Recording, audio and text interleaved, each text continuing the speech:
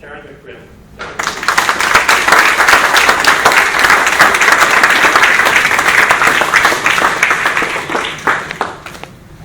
I need to start this by thanking you all for coming out tonight.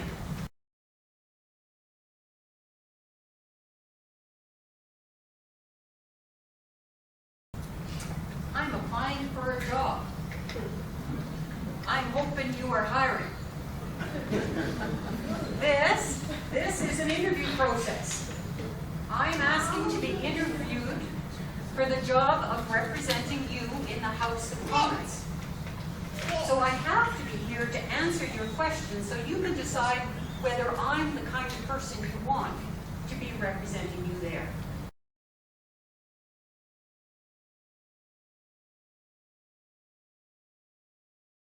We have lost so many good jobs. Good paying middle class jobs are leaving this country in droves. And they're not being created, and the government isn't doing anything to help recreate. Here in Canada, we have some of the finest brains around the world who do high technology work for us, and we're stuck with a government that just believes in third world raw resource extraction, settled off cheap kind of economy, without making the investments in science and research and education. That's the kind of economy we need. So that kind of economy will create good, permanent jobs that people can build a future on. All that's being created today are now there's part-time, seasonal, contract kind of employment that you cannot. Minimum wage work, you can't. If you look at the top 25 countries around the world, 23 of them are multi-party countries. And of that 23, 18 of them have coalition governments. Because a coalition government, you're not swinging from one side to the other. You have to navigate somewhere down the middle. It's a bit of give and take. It's collaboration. It's cooperation in order to keep moving forward. Right now, it's going to take us 2 years just to undo all the damage that this government has done in its time in power. So we need what that form that will take exactly. It could be a single transferable vote or a preferential ballot. I mean, it could be we decide as a country that we need more proportional representation. Maybe we need to design a new electoral concentration of power, concentration of money, concentration of influence, concentration of information. That's a dangerous combination. So we need to take some of the power out of the Prime Minister's office and the Privy Council office and put it back into the bureaucracy where it belongs. It needs to be taken away from politicians. It needs to be, the power needs to be taken away from the ministers and put back into the public service. They hired 100 new people. So all of us, all these Canadians, we're all taking cuts. Okay? People are losing their jobs and we're making sacrifices. And this government is growing their support, is hiring people to do political work for them inside the PMO and PCO. It's hypocritical, and we need to call it conceptual. So the other thing is investment. We haven't done the kind of investment that we need. Science, research, education, advanced education, infrastructure, whether we're talking about the internet is one. I think I was reading, this is the Liberal platform from 2011. Man, if we had had this, we would have been in such a good way as a country. And in fact, we've actually gone backwards. But one of the things that they talk about in here is investment in infrastructure and education and science and research and innovation and competitiveness. We have to make those kinds of investments to have the first world kind of economy that we want. So I think that's my top 5.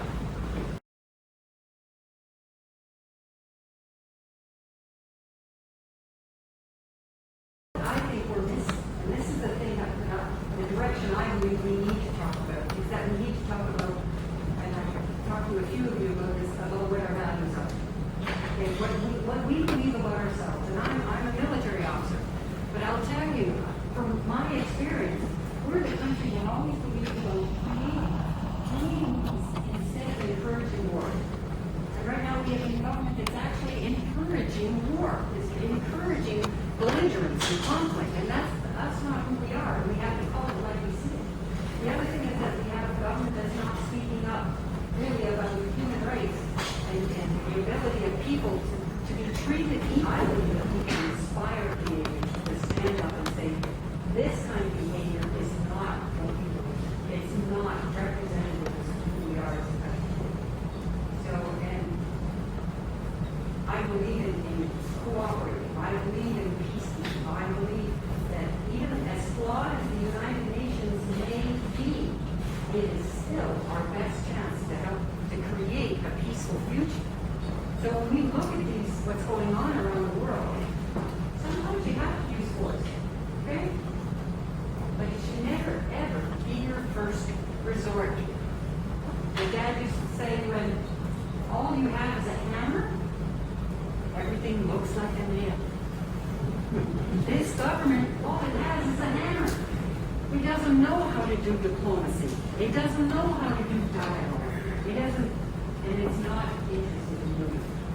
The world needs more diplomacy. It needs more dialogue. It needs people that say anything that heads towards war instead of heading towards peace is not the direction we should be going.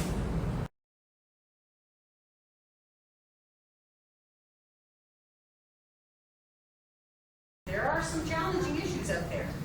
So let's have the courage to address them, because we're not going to solve them just one person at a time, one opinion at a time.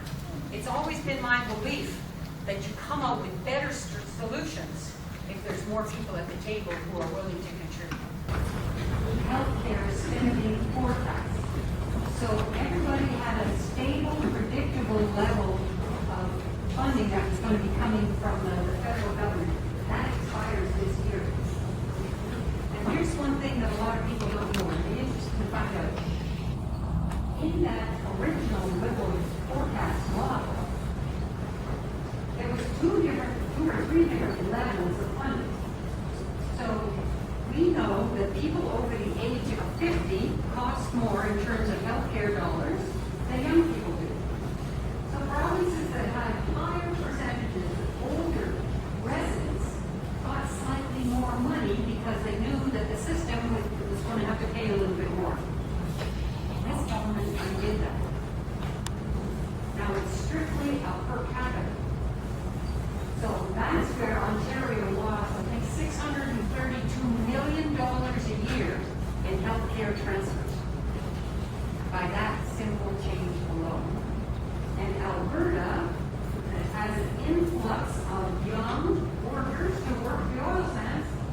They got a big raise. So I think the Liberal Party understands that, and it wants a consistent level of healthcare service right across the country. What we need and what we don't have, and that is a strategic plan. We don't have any plan that's going to help us get from here to there. We know it's changing. But there's nobody, in order to make a strategic plan, you have to get the people around the table, right? You have to be willing to talk to the provinces who are the ones who are dealing with the situation, and they can see it coming down the pipe. But if you don't care what's happening at the provincial level, and you can't be bothered to meet with the premiers, and you're not going to be part of the solution. You are the problem. And so I don't know what this one single solution is. For an example, what the Liberals put forward is a pharmacare program. Right now, each province buys its own drugs. If the federal government bought drugs in bulk, I think we could save somewhere between $2 and $3 billion a year. $2 and $3 billion a year we can save by bulk buying our drugs. So there's a simple way to sit down with the provinces, negotiating with the provinces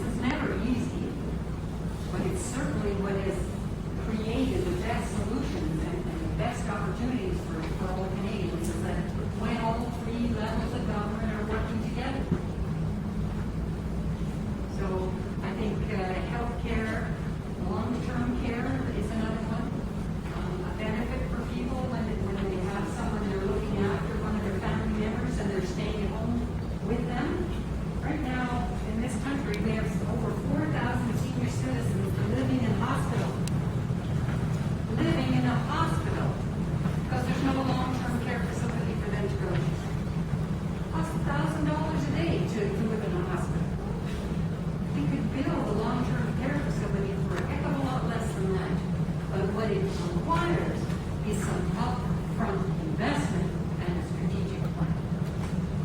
And that's something that this government is not accepting.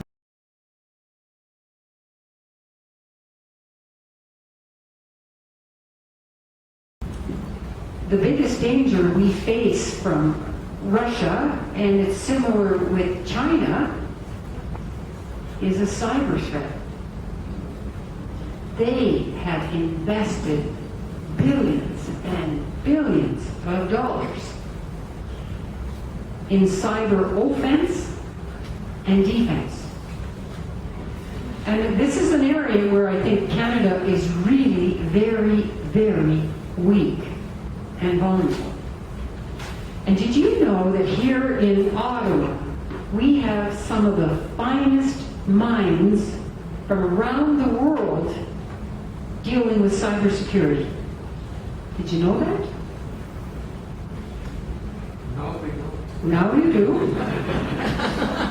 This is something, when I was in NATO, I was in the NATO Air Headquarters for 4 years, and I worked in plans and requirements. So when there was a NATO mission somewhere, I was part of the team that would list all the equipment and the capabilities that were required as a part of this, to be part of this mission. And I'll tell you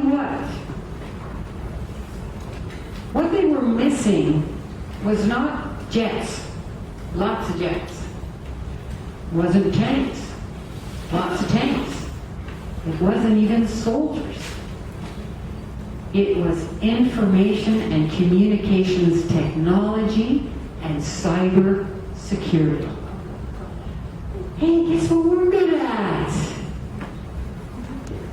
Canada has some of the finest brains in the business, and they're being wasted. If I had my way, this is what I'm going to recommend, we'll go to NATO and say, NATO, over the next 10 years, we are going to spend $20 billion providing you with state-of-the-art advanced information and communications technology and cybersecurity. How would you like that? You know what NATO would say? Yes. Then we use that to rebuild the technology sector here in Canada, and especially here in Canada. So we can use defense procurement to rebuild. And here's the other part when it comes to trade rules. If it is a national security procurement, you get a national security exemption, and you can have a Buy Canadian program. It makes perfect sense. We have the talent, okay? We have the the universities right here. We have the companies that are used to doing this kind of work, and the ecosystem, the technology ecosystem here in Canada to actually build a better future. And not only will we provide that service to NATO, guess who else needs it? The United Nations. They'll need it when they go and do a peacekeeping mission somewhere else. They'll also, you know, when you do disaster relief, and I've been on a lot of disaster relief missions in my time in the military, you know what always delays us? Communications. It's the thing that you lose the earliest when you're in a disaster situation. And it's the things that allow you to respond the quickest once you reestablish communications. So not only do we serve the world, we can also sell it. We can sell it to other countries who need the same kind of services. And we'd be ahead of the curve instead of behind the curve. So when we talk to Russia, what we need, and a lot of other challenges, we can't look at it in a silo. So I'm only going to talk about national defense, or I'm only going to talk about industrial policy, or I'm only going to talk about foreign affairs or development. We need strategic plans that actually cross-cut all those different sectors so that our plans are coherent. Right now, they're in silos. They're not talking to one another. We need a new way of planning and a collaborative method that actually will produce the kind of solutions we'll need for the future. We have too narrow a definition of what security is. You know? It's not just physical security. You know, I mean, if you can't drink the water, if you can't eat the food, if you can't get a job, you know, if you can't care for your loved ones or find them, you're not secure.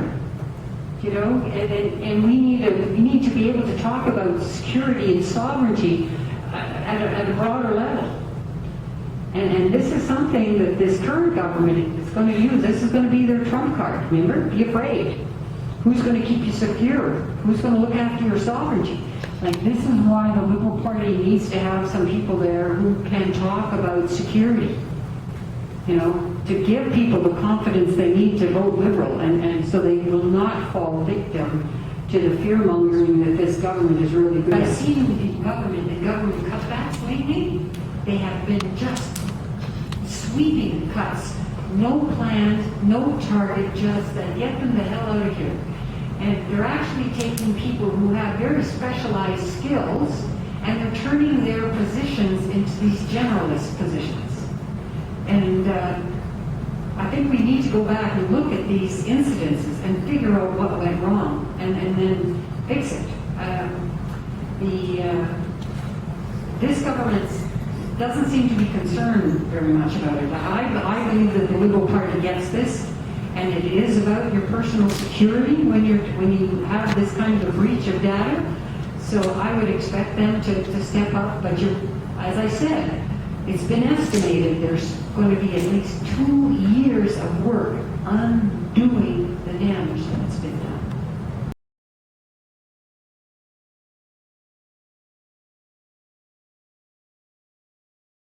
I'm a risk manager, okay? This is what I spent my whole military career doing, risk analysis and risk mitigation.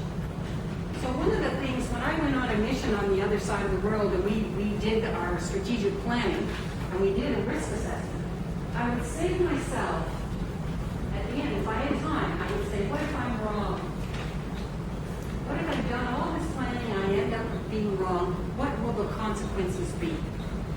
So let's look at this. What if we go down the route and assume, we take to heart, that human beings are causing climate change? And we make the necessary changes to our economy. And we make the sacrifices that are required, and at the end of it, we're wrong. Okay? What does that mean? It means that we spend a little bit of money that we maybe didn't need to spend. It means we made a little bit of sacrifice that perhaps we didn't have to make. It means that our air will probably be cleaner, and our environment in general will be cleaner, but if I'm wrong, the consequences, we can live with them. What if we pretend that human beings aren't influencing climate change, and therefore we do nothing? So we do nothing. We're on that route right now. We're on the do nothing route. What if we're wrong? If we are wrong, the consequences are catastrophic. It's catastrophic for Canadians in the future, for our children. And when I look at these two risks, I think to myself, it's clear with the path that we have to choose to go down, we have to make the sacrifices. Not going to be an easy sell, but from a risk analysis point of view, we have to go that way. So the environment is one I agree, needs higher profile. I'm going to say electoral and democratic reform. The problem is that trust has been completely destroyed, you know? And it's like, I liken it to a trust bank account. I tell people it's a trust bank account. I make deposits into our relationship, into a trust bank account. Because a relationship won't last very long if there's no trust. And you build that trust bank account by saying what you mean, meaning what you say, doing what you say, being consistent, being proactive. And that bank account right now It's empty. It's overdrawn. So we have to start making the steps to repair that relationship so that there is some trust in that bank account. And I think the Liberal Party is the party that is going to do that. And if you look at Paul Martin's been very active, Bob Ray's been very active, Jean Chrétien as well. So we have the people that want to make an effort and want to make a contribution in this area.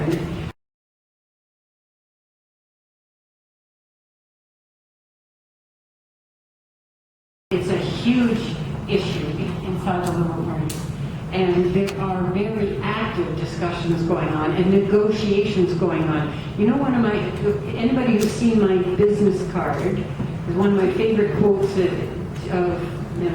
ascribed to Jimi Hendrix is, knowledge speaks, wisdom listens. And I think that has been the strength of the Liberal Party over the years, that they're willing to go out and listen. The best ways, really, is to change the electoral system so that they feel that their vote actually counts. Right now, and thank goodness, young people, they are more community-minded. Like they are hopeful. They know. My children said to me, and I have a great amount of hope in this next generation, because my children said to me, Mom, if it's not better for everybody, it's just not better. They get it. They get it. They know that, like, we were kind of brought up, the dog eat dog, what's in it for me, you know, if you don't go and get it, you're going to be left out. They don't think of it that way, and I think there's a huge hope with that generation. So electoral reform is one thing, so they don't feel that their vote is wasted, because look, we have a government that doesn't reflect the will of 65% of the people in this nation. Yeah, that doesn't encourage people to get involved. So we need some changes, I think. I think if anybody's going to be able to connect with young people, it's going to be Justin. He gets it. And he speaks the same language. So I was just mentioning that it seems like a lot of the media, whether it's the Ottawa Citizen or the Kanata Courier or CFRA or any of them, is quite bluish in nature. And he's absolutely right. And how do we go out there and get our message out to the people of Kanata Carleton if we don't have any access to these kind of typical media channels? The thing is, it's door to door. A nomination race, as you can see on that pamphlet, I've been working now here for 4 years. Nomination race will bring in more memberships because the only way you win is to sign up more members, right? But it doesn't mean it's really helpful towards winning the next election. Because we're spending all of our time talking to people who are already, we know, are leaning Liberals, and we're just getting them to take a membership. But what we really need to be doing is getting out there and talking to people who may not be Liberals. And it is about building that trust, building that relationship. What we need is a huge crew of volunteers.